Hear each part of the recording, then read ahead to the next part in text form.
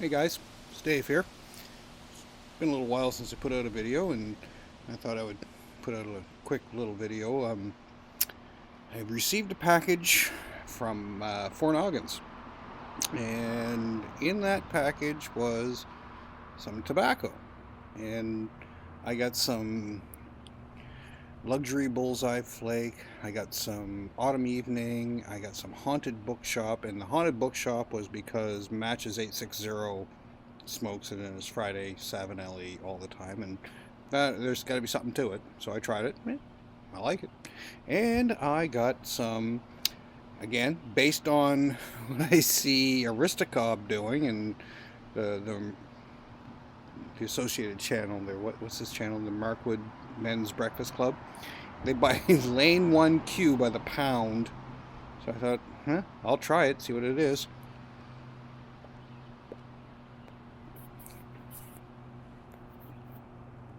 So I tried a bowl last night. Then I tried another bowl. And it was getting late, and I wanted a third bowl. Yes, it's an aromatic. Took me a minute to figure it out, the flavors. Not long. It's like vanilla and caramel, but not really strong. Not pungent, not sticky.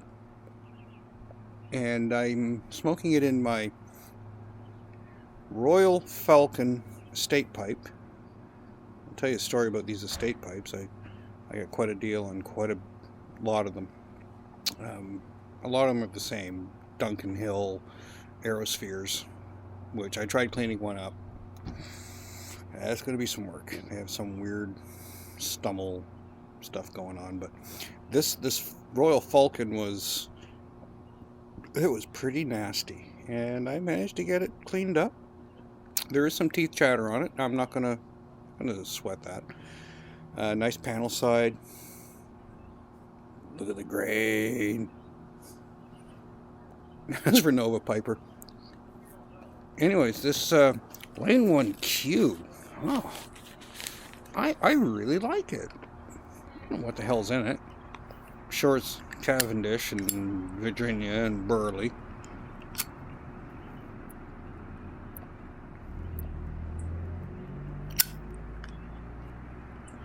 But I was having some last night, and fell in love with the stuff. Get it as hot as you want. There's no tongue bite. You can chew the smoke. It's chewy. I like that. It's not just an aromatic. You can actually taste. I can taste the caramel. That's kind of the upfront flavors, the caramel, and the vanilla is kind of like the room note. I don't think it's gonna convince my wife to let me smoke in the house. That's life. I got the man cave, the shop. I can smoke in there all winter. I don't care. But it's a lovely evening here in New Brunswick. Cool today, 20 degrees, windy. My wife had to go to Graham and Ann, so that's, I don't know if I've mentioned before, it's one of the Fundy Isles. It's about an hour and a half ferry ride from Black's Harbor. We like to call that ferry the Vomit Comet because you can get some pretty high seas. I've crossed that at times, and especially in October and November when it's a pretty big ferry and the waves are breaking over the bow and you're standing behind the funnels in the aft section and you're getting soaked. You don't dare go inside because they've got the heat cranked and all it smells of is vomit because even the locals are sick.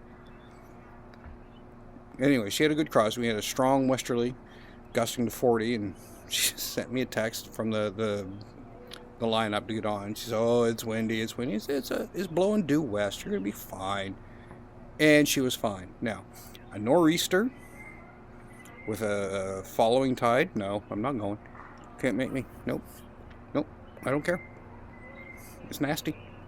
Nor'easters in the Bay of Fundy are nasty. They're nasty everywhere, but the Bay of Fundy, because of the nature of the bay, the swells build up pretty high, 20, 30-foot swells. And it's not the waves. Waves are fine. They're fun. You can watch them smash on the bow and whatever. But the swells are you're going up. and down, and then a little sideways shit going on, and it's like you can't get your equilibrium. And I've heard all the experts say, "Oh, you got to go to the center point of the ship, and as low as you can get." And it's like, oh, bullshit. Go to the bow, get as far to the bow as you can, and stare at the horizon. You see the horizon dipping. Your brain will accommodate. So, and the other thing that I do, as soon as I get on the boat, I hit the cafeteria. The best fish and chips there. Oh my God, they're good. It's just McCain fries and, I don't know, Captain Hine-Grinder fish fillets, but they cook them up, and I start chowing down. I have to eat. Some people cannot stand the sight of food. When I get on that vomit vessel, I have to eat. I get sidetracked. Lane 1Q. Yeah, I'll be ordering that by the pound. So this Royal Falcon, I can't really make out where it's made. I think it's English. I could be wrong. I don't know. I can't find anything out about it. There's, go to Royal, you Google Royal Falcon, and it comes up with another manufacturer, but I don't think this is it. Like I said, I bought a bag of estate pipes. I think I got 17 of them. 17 or 21. I don't know. There's a lot. And I just chose 3 to clean up, and this is one of them. I did an amphora, and I also did a Savoy, which I've never heard of. It had never been smoked. It was brand new. I think it was a basket pipe. It had they had obliterated some of the logo on it. I'll get some pictures maybe in my next video and put them on there for that one. It's a nice little bent stem Rhodesian. Yeah, I'd call it a Rhodesian. It's not tall enough to be a bulldog, amongst others.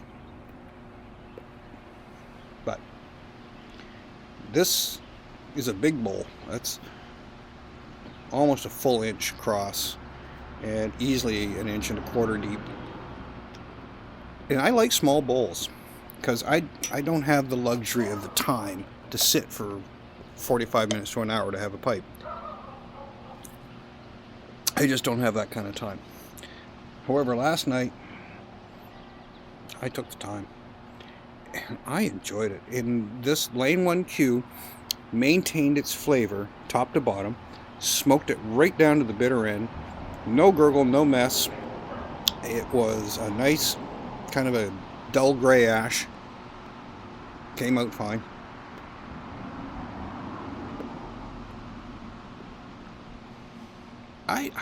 I'm really liking it. I know there's people on both sides of the fence. I mean, you love it or hate it, or you're indifferent. Well, I'm not indifferent, and I love it. What's that say about my taste? I don't give a rat's ass what that says about my taste. What's the old saying? I don't know art, but I know what I like. Well, I don't know tobacco, but I know what I like. And I like this stuff. And I'm going to continue to like it because it's worth liking. And, Mark over at Aristocob, he buys it by the pound, and that guy, he's been at this a little longer than I have. I might have a couple of years on him, though. Anyways. Nova Piper, if you watch this, I've been watching what you're doing with your pedals. He's making effects pedals from kits and rusticating the cases and everything. I might have one I need to send you. The magic smoke came out of it. I don't know what that means. I was using it, smoke came out, didn't work anymore. So I figured that was the magic smoke that made it run. You can have it. I'm not going to plug it in. It's like, I'm not running that piece of shit through my freaking Gibson. Nope.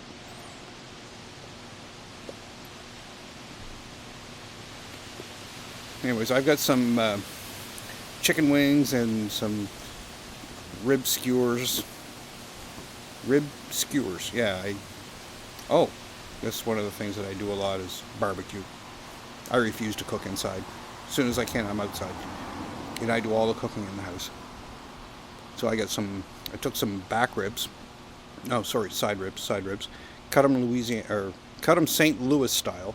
Took the trimmings, kind of parted them up, vacuum sealed them, froze them, and I wrote on the bag, good for Chinese. Well, between paychecks and there's no food in the house. You know how that goes. Anyways, I'm going through the freezer saying, I gotta find something. My wife's out of town. Kids are having chicken wings. I need something more substantial. And I found these things. So I took them out and I trimmed up all those little gristly ends. You know, you get in like the Chinese ribs. Cleaned it all up, just pure meat. Skewered them. And I use a rub from a Canadian pitmaster, Malcolm Reed. He's got a great book. I can't think of the name of it, but look up Malcolm Reed. He is a phenomenal pitmaster. Anyways, he's got a recipe for a rub called bone dust. There's a lot of parts in it, but you have them all. They're all in your pantry. Or they should be. If they're not, then you're wrong. Anyways, I hit on this a couple years ago, and it's our go-to. So anyways, I made the skewers up, coated them. Hey, why don't we have a look? See how they're doing. They should be almost done. The egg. Yep. I don't know if you can see those, but yeah, they're done. I'll shut them down, rest them. Sitting at about 300 degrees. I've gone from the low and slow on ribs to the fast and hot, and I've competed and won doing fast and hot. But anyways, again, sidetrack. Ooh, look at the kitty. I was trying to talk about Lane 1Q, and it's so good. In has gone out. That's the story of my life. So yeah, Nova Piper. Maybe PM me and I'll send you the box. I don't know if you have a supply of magic smoke for the pedals. I don't know. But yeah, I'm enjoying it, and I'm going to have a lovely evening, and I'm going to hope you do as well. Thanks, and see you later.